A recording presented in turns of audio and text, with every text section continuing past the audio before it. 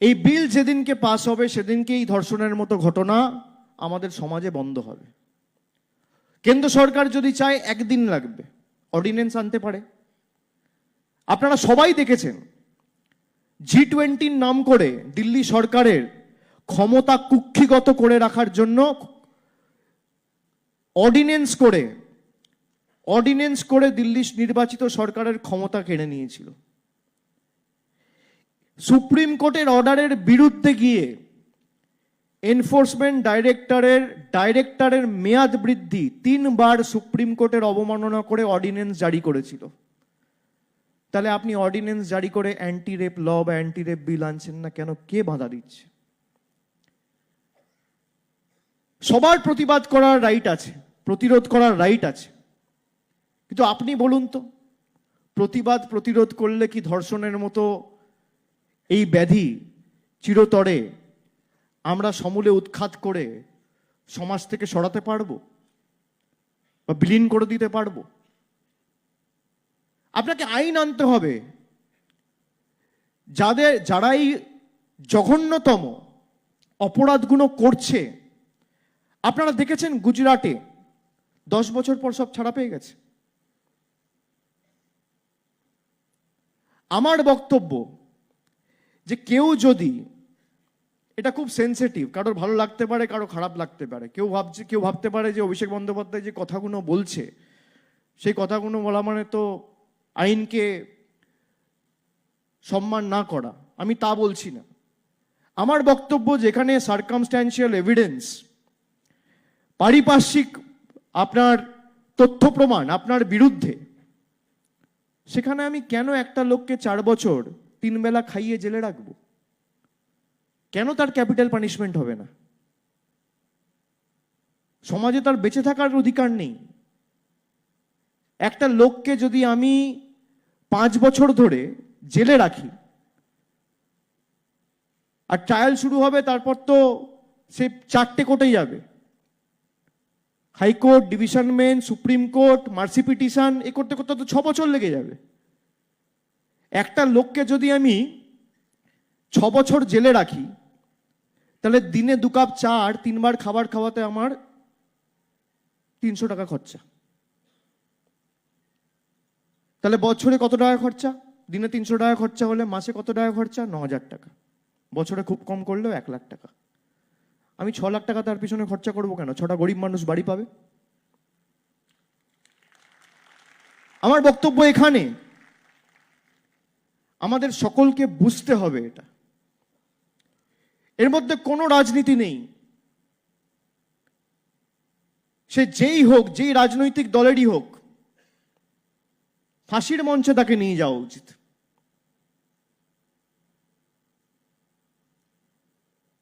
আপনারা দেখেছেন শুধু গুজরাট, উত্তরপ্রদেশ, মহারাষ্ট্র তো এমনকি স্কুলে পড়া ছোট ছোট বাচ্চা,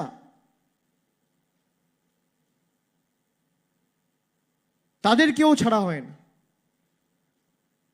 এই সমস্ত দানবদের আমি মনে করি সমাজে বেঁচে থাকার কোনো অধিকার নেই। আমাদের এটা প্রথমে বোঝা দরকার।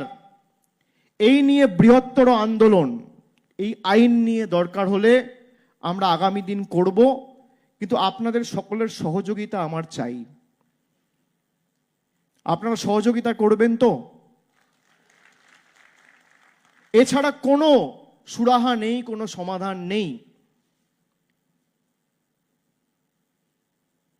আমার সাথে যখনই কোনো ডাক্তারবাবুর কথা হয়েছে, সে কোনো জুনিয়র ডাক্তার হোক বা সিনিয়র ডাক্তার হোক, আমি সবাইকে বলেছি যে তোমরা আইন নিয়ে বলছো না কেন? 3 মাস প্রতিবাদ হলো, আজকে কি ধর্ষণ বন্ধ হয়ে গেছে? আজও প্রতি 10 মিনিটে একটা করে ধর্ষণ হচ্ছে। আর এটা হচ্ছে রিপোর্টেড ডেটা। কত লোক রিপোর্টই করে না। সম্মান নষ্ট হবে, পরিবারের লোক জানতে পারবে, পাড়া প্রতিবেশীর লোকেরা জানতে পারবে, এগুলো তো ধ্রুব সত্য। তাহলে আনরিপোর্টেড নাম্বার কত হবে সব মিলিয়ে? তার মানে তো প্রায় মিনিটে একটা করে হয়ে যাবে।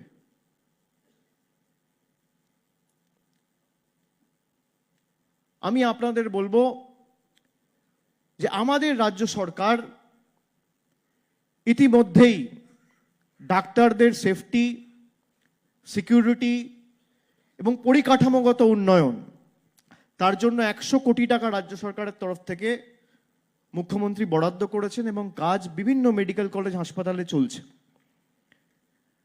আপনাদের কারোর কোনো যদি অসুবিধা হয়, আমি বারবার দেখেছি ডাক্তারবাবুদের একটা অসুবিধা হয় যে পেশেন্ট পার্টি আমাদের সাথে দুর্ব্যবহার করছে। আমি আপনাদের অনুরোধ করব যে অনেক সময় আমরাও জনপ্রতিনিধি, আমাদের সাথেও দুর্ব্যবহার করে। ধরুন একটা পঞ্চায়েতের মেম্বার, সে একটা গ্রামে গেলেও কোথাও একটা জল জমে আছে, দুর্ব্যবহার করে, ঠিক আছে, কিন্তু ধৈর্য ধরে আপনারা শুনবেন, আপনারা বোঝাবেন। হ্যাঁ, তার মানে এই না যে যে কেউ এসে ভাঙচুর করবে বা আপনাদের উপর হাত তুলবে। আমি আপনাদের সাথে থাকবো, কথা দিলাম, চিন্তা করবেন না। আমি একটা নাম্বার আপনাদের দিচ্ছি। আমি যে স্পেশাল হেল্পলাইনটা চালাই ডায়মন্ড হারবারে, এক ডাকে অভিষেক, আমি এখানে আসার আগে আমি বলে এসছি যে আজকে যারা এই মিটিংয়ে বা অনুষ্ঠানে এসছেন, আপনারা যদি চান আমি একটা নাম্বার দিচ্ছি, নাম্বারটা লিখুন। আপনারা সকলে কোনো অসুবিধা হলে এই নাম্বারে সরাসরি ফোন করে আমাকে জানাবেন। আমি একটা 10 জনের কোর টিম দরকার হলে এখানে অভিজ্ঞদের সাথেই কথা বলে আমি 10 জনের একটা কমিটি তৈরি করে দেবো, যারা আপনাদের সাথে যোগাযোগে থাকবে। আপনাদের কোনো রকম কোনো অসুবিধা হলে তৎক্ষণাৎ আমাকে জানাবে এবং আমি আপনাদের সাথে থাকব। 7887 7887, এটা এক ডাকে অভিষেকের হেল্পলাইন নাম্বার। আমার 10 জনের একটা প্রায়োরিটি গ্রুপ তৈরি করে দেওয়া হয়েছে আমার তরফ থেকে, আমি বলে এসছি, এবং এতক্ষণে নিশ্চয়ই সেই গ্রুপটা তৈরি হয়েছে। পরবর্তীকালে যদি এই লাইন বিজি পান, সঙ্গে সঙ্গে আপনারা অভিজ্ঞদের জানালে আমার জ্ঞাতার্থে যখনই আসবে আমি তার সুবিচার করা আমার সীমাবদ্ধ এখতিয়ার অনুযায়ী চেষ্টা করব। আমি কথা দিচ্ছি, আর আমি কথা দিলে কথা রাখি।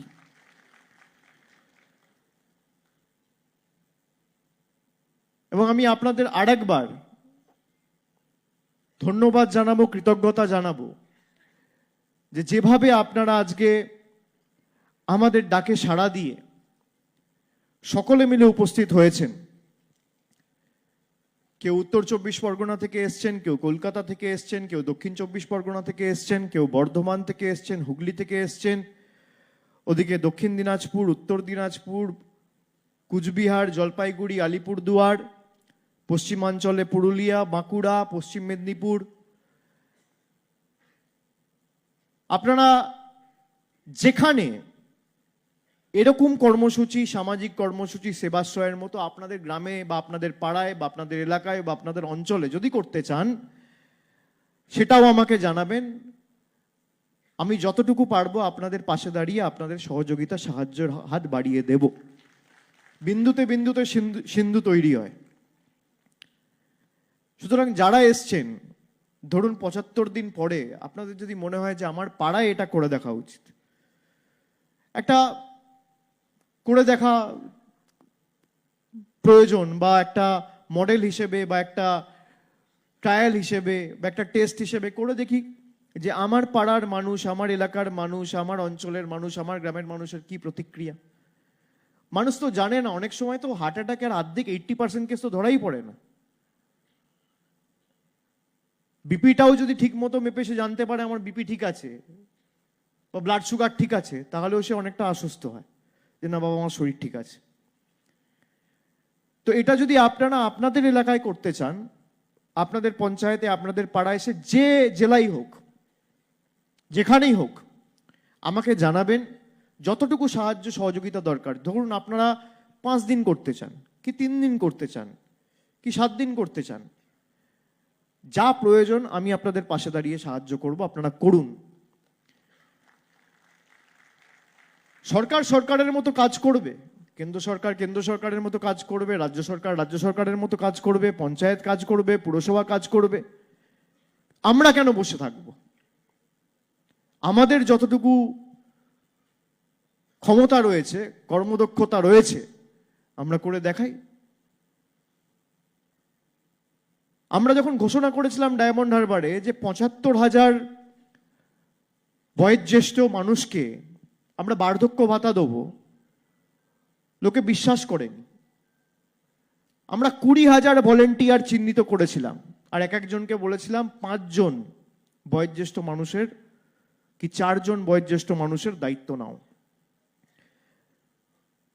আমরা প্রথম যে 100% পুরো কেউ বাকি নেই, যত বয়োজ্যেষ্ঠ মানুষ আছে 100% কভারেজের মাধ্যমে ৭ই জানুয়ারি ২০২৪ সালে প্রথমবার বাংলার বুকে ওল্ড এজ পেনশন শ্রদ্ধার্ঘ্য নামে বার্ধক্য ভাতা লঞ্চ করে সরাসরি ডিবিটির মাধ্যমে গরিব মানুষের অ্যাকাউন্টে টাকা পৌঁছে দিয়েছিলাম।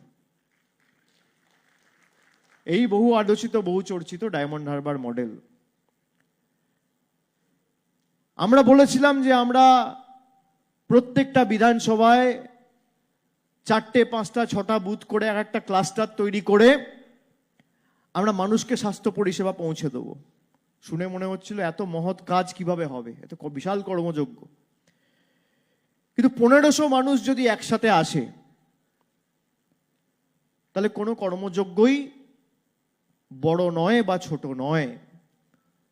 আপনারা সবাই মিলে আজকে সাহায্যের হাত বাড়িয়েছেন বলেই আমরা এই সাহস বলুন, দুঃসাহস বলুন বা মানুষের পাশে দাঁড়ানোর সৎসাহস বলুন, এটা দেখিয়েছি।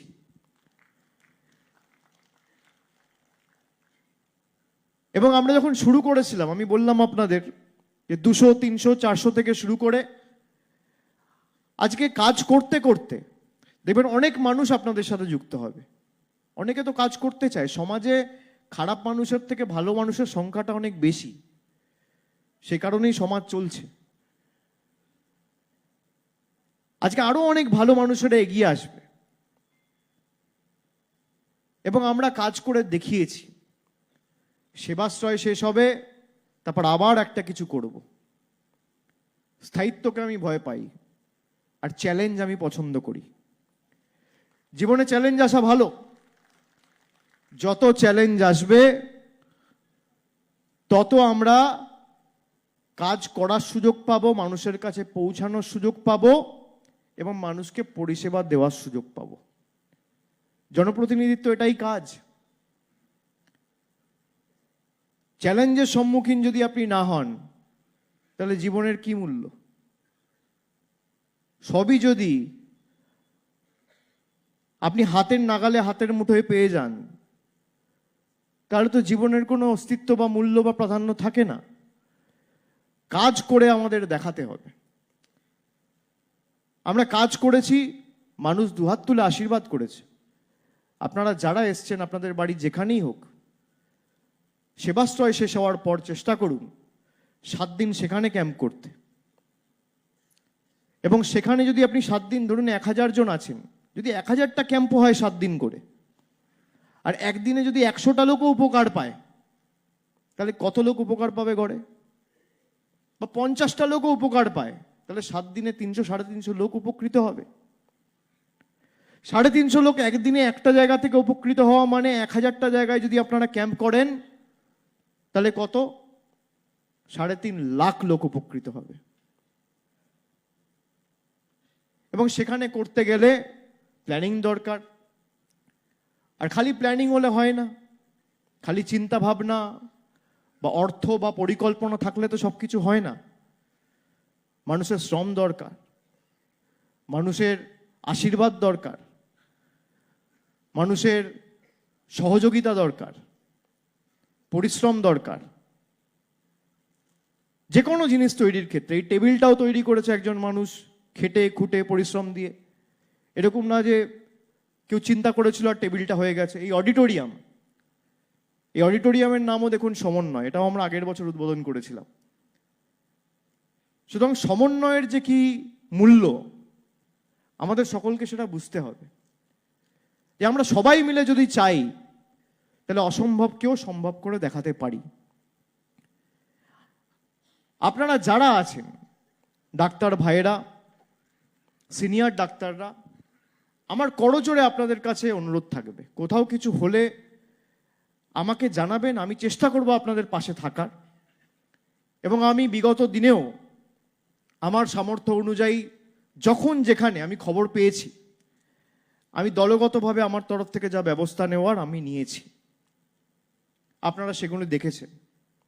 আগামী দিনও ব্যতিক্রম হবে না। অনেকে আবেগপ্রবণ হয়ে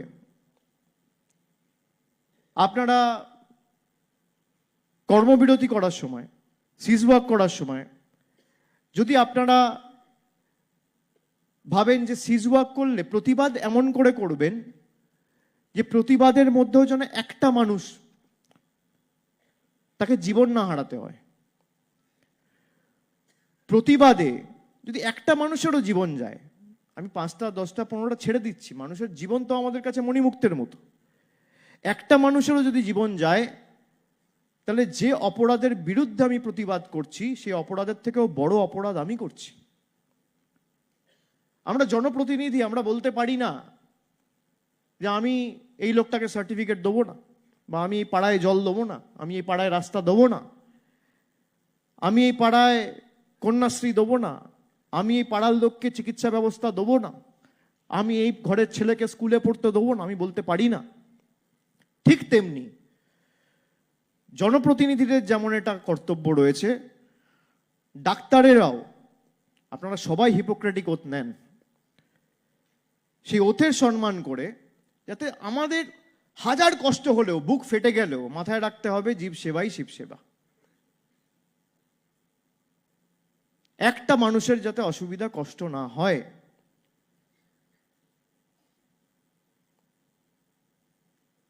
কারোর প্রতারণায় পা দেবেন না। কিছু লোক আছে নিজের অস্তিত্ব বজায় রাখতে আর মিডিয়ার শিরোনামে থাকতে কিছু জুনিয়র ছেলেদের ব্যবহার করে। আরে আপনি দাবি নিয়ে পথে নামুন না। সিপিএম, বিজেপি, কংগ্রেস, নির্দল কালকে বিল নিয়ে পথে নামুক, আমি সমর্থন করব, কেউ নামবে না। আমি চ্যালেঞ্জ করছি, এ তো লাইভ হচ্ছে। কালকে বিজেপি মিটিং ডাকুক যে অ্যান্টি রেপ বিল পাস করা হবে, তৃণমূলের কেউ সমর্থন না করলে আমি একা করব। পারবে না এরা করতে। আর আমরা আমাদের দলীয় অবস্থান স্পষ্ট করেছি, আমরা অ্যান্টি রেপ বিল বিধানসভায় পাস করিয়ে দেখিয়েছি। আপনারা করান না। অন্য রাজনৈতিক দলও তো অন্য রাজ্যগুলো পরিচালনা করছে। আমাদের পার্শ্ববর্তী যে রাজ্যগুলো রয়েছে সেখানে হোক, ত্রিপুরায় হোক, আসামে হোক, ঝাড়খণ্ডে হোক, উড়িষ্যায় হোক, বিহারে হোক, কেউ করেনি। কোনো কেন্দ্রীয় সরকার যদি চায় যে আমি একটা আইন পাস করব, কেন কৃষি আইন যখন পাস করেছিলেন কতক্ষণ লেগেছিল? 700 কৃষক মারা গেছিল। তারপর আপনারা ইউটার্ন নিয়ে সেই বিল আপনারা ক্যান্সেল করেছেন। 700 কৃষক আত্মহত্যা করেছিল। করবে, আজ নয় কাল হবে। মানুষের ক্ষমতার আগে কোনো রাজনৈতিক নেতা বা নেত্রীর ক্ষমতা নেই। নিজেকে সে যত বড় নেতা বা নেত্রী ভাবুক। আমি এটা প্রতিটা মিটিংয়ে বলি যে জন সমর্থন বা মানুষের ক্ষমতার আগে কারোর ক্ষমতা নেই। সেই মানুষ চেয়েছে বলে আজকে কেউ নেতা হয়েছে, কেউ নেত্রী হয়েছে, কেউ পঞ্চায়েতে জিতেছে, কেউ পুরসভায় জিতেছে, কেউ এমএলএ হয়েছে, কেউ এমপি হয়েছে। মানুষ না চাইলে আমার মূল্য 0। তা মানুষের জন্যই তো আপনারা কাজ করুন।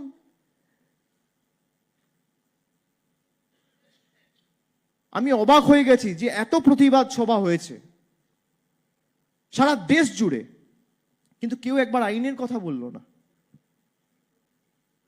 এই ঘটনার যাতে পুনরাবৃত্তি না হয়। কি করে পুনরাবৃত্তি হবে না? আরে আপনি শাস্তি দেবেন, তারপর তো হবে না। শাস্তি কোথায়? শাস্তি দেওয়ার জন্য তো আপনাকে আইন আনতে হবে। তো আইন আনুন। কেন্দ্র সরকারকে মানুষ ম্যান্ডেট দিয়েছে, কেন্দ্র সরকার বসেছে। কেন্দ্র সরকারকে কে বারণ করেছে আইন আনতে? আপনাদের সংখ্যাগরিষ্ঠতাও আছে, আর যদি সংখ্যা কম পড়ে আইন আনুন না। তৃণমূলের 29 জন সংসদ আপনাদের ভোট দেবে। আপনারা পারবেন না, তার কারণ সব থেকে বেশি খুনি ধর্ষকরা আপনাদের দলে। প্রথম যারা জেলে যাবে আপনাদের লোকেরা যাবে।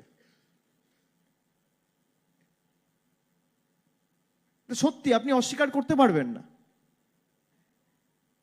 যে কোনো জিনিসকে আমাদের যদি একদম গোড়া থেকে উপড়ে ফেলতে হয়, তার একমাত্র সমাধান আমাদের আগে ভাবতে হবে। প্রতিবাদ করা মানুষের রাইট,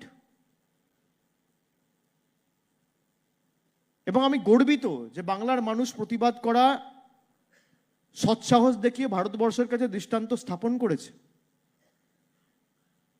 আমি গর্বিত যে আমি এই রাজ্যে থাকি, এই রাজ্যে আমার জন্ম, এই বাংলা আমার কর্মভূমি, আমার জন্মভূমি। এবং আমি গর্বিত যে আমাদের রাজ্য সরকার একজন মানুষকে না আটকে, একটা গুলি না চালিয়েও, 3 মাস প্রতিবাদ চালিয়েও মানুষের দাবিকে মান্যতা দিয়ে বিল পাস করিয়ে কেন্দ্রের কাছে পাঠিয়ে আমাদের জায়গা, আমাদের অবস্থান স্পষ্ট করেছে। এটাই তো হওয়া উচিত। অন্য রাজ্যে যান কোথাও, 4টে মিছিল বার করলে সব এনকাউন্টার করে দিচ্ছে। এখানে প্রতিবাদ করার সৎসাহস যেমন মানুষ দেখিয়েছে, রাজ্য সরকারও যেভাবে নিজেদেরকে রেস্ট্রেন করেছে,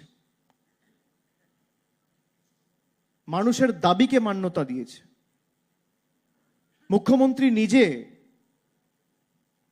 জুনিয়র ডাক্তারদের সাথে একাধিকবার বসেছেন, মিটিং করেছেন, তাদের দাবিকে মান্যতা দিয়ে একাধিক প্রশাসনিক সিদ্ধান্ত নেওয়া হয়েছে। এগুলো কোথায় হয়? কিন্তু খালি সিদ্ধান্ত নিলেই কি সমাধান হবে? জুনিয়র ডাক্তাররা বলেছিল কমিশনার অফ পুলিশকে চেঞ্জ করতে হবে। আমি ধরে নিলাম কমিশনার অফ পুলিশের 14 তারিখের যে প্রতিবাদ হয়েছিল সেখানে গাফিলতি হয়েছে, বেশ। কমিশনার অফ পুলিশ চেঞ্জ হলে কি ধর্ষণ বন্ধ হয়ে যাবে? না director of health education change হলে ধর্ষণ বন্ধ হয়ে যাবে? না যে সমস্ত তথাকথিত দুর্নীতি জানিয়ে তদন্ত হচ্ছে হাইকোর্টের নির্দেশে, সেগুলো বন্ধ হবে? লাগবে তো আপনার আইন। আর এই যে কেন্দ্রীয় তদন্তকারী সংস্থা, লোকে ভাবে ইডির কাছে একটা, সিবিআইয়ের কাছে একটা কেস গেছে মানে বিশাল ব্যাপারে সমাধান তো হবেই। আপনাদের ছোট্ট একটা ডেটা দেবো আমি। সারদা স্ক্যাম মানে সারদা কেলেঙ্কারি 11 বছর আগে হয়েছিল, এখনো ট্রায়াল শুরু হয়নি। তদন্ত করছে ইডি, তদন্ত করছে সিবিআই, ট্রায়াল শুরু হয়নি। আপনি ভাবুন, 2013 কেসে 2024 ডিসেম্বর মাস, কালকে, আজকে নভেম্বর মাস শেষ, ট্রায়াল শুরু হয়নি, এখনো ফাইনাল চার্জশিট জমা পড়েনি। তো সেখানে যদি আইন না থাকে যে 50 দিনের মধ্যে যে দোষী তাকে ফাঁসির মঞ্চে নিয়ে গিয়ে ক্যাপিটাল পানিশমেন্ট দিতে হবে, কি করে আমাদের সমাজ পাল্টাবে, বদলাবে? যাই হোক, অনেক কথা আজকে আবেগপ্রবণ হয়ে বলে ফেললাম, কিছু পরামর্শ দিলাম, আপনাদের কৃতজ্ঞতাও জানালাম। আপনাদের কারোর ভালো লাগতে পারে, কারোর খারাপ লাগতে পারে। যদি কারোর খারাপ লেগে থাকে আমি ক্ষমা প্রার্থী, দুঃখিত।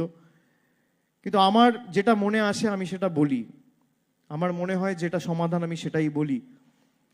আমি রাগঢাক গুড়গুড় করে চলি না, আমি একটু কম ডিপ্লোম্যাটিক, লোকে আমায় বলে।